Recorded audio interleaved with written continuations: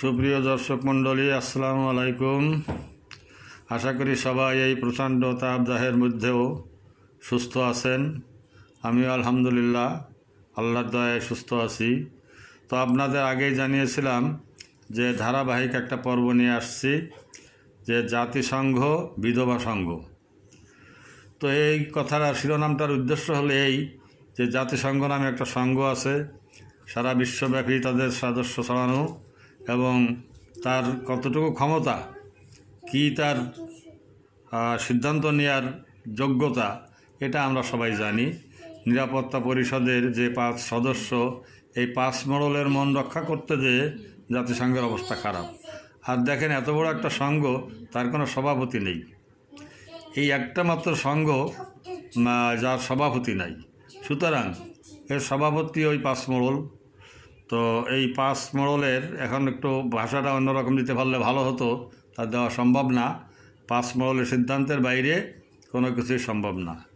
আর মডেলদের এই মডেলিপানার খেলায় তৃতীয় বিশ্বের সাধারণ জনগণ, এই ছোট ছোট দেশগুলো, তাদের প্রচুর খনিজ সম্পদ থাকা সত্ত্বেও তারা যে না খেয়ে মরে, কাপড়ের অভাবে, ঝুঁকে ঝুঁকে চিকিৎসার অভাবে মরে, এবং তাদের সেই সম্পদগুলো লুট করে নেয় এরা নানান কৌশল, নানান চলে।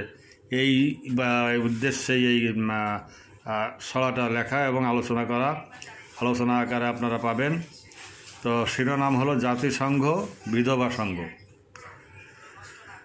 নিত্য যুদ্ধ খেলায়, বিশ্ব গণতন্ত্রের মেলায় সব স্বৈর শাসক পালে।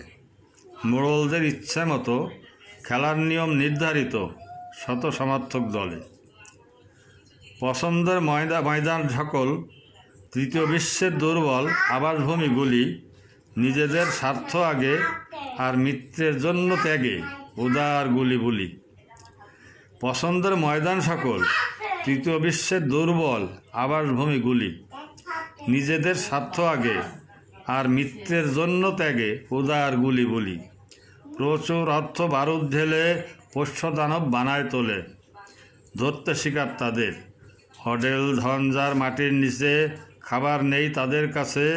স্রষ্টা দিলেন যাদের, লুটেরারা করে লুট, তৈরি করে নানান রুট, মালিক মারে নিত্য। শয়তানি কূট কৌশলে জোটবদ্ধ হয় 2 দলে, মালিককে বানায় ভৃত্য।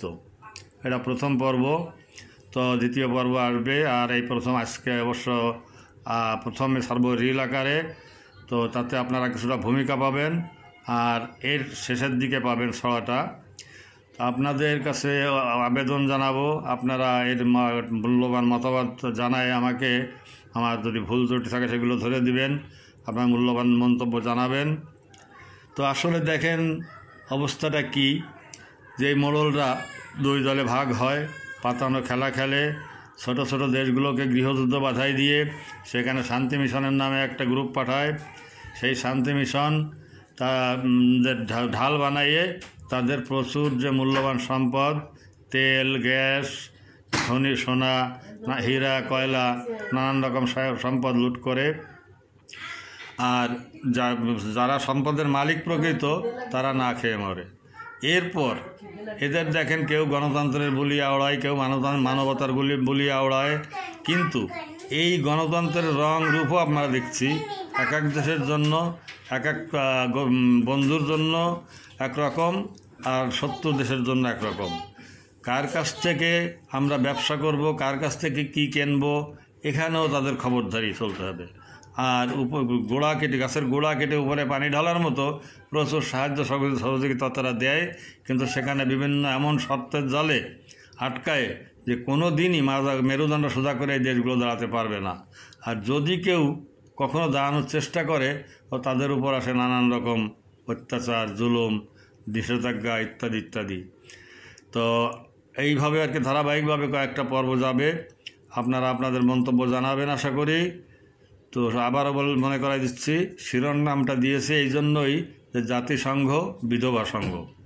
ধন্যবাদ সবাইকে।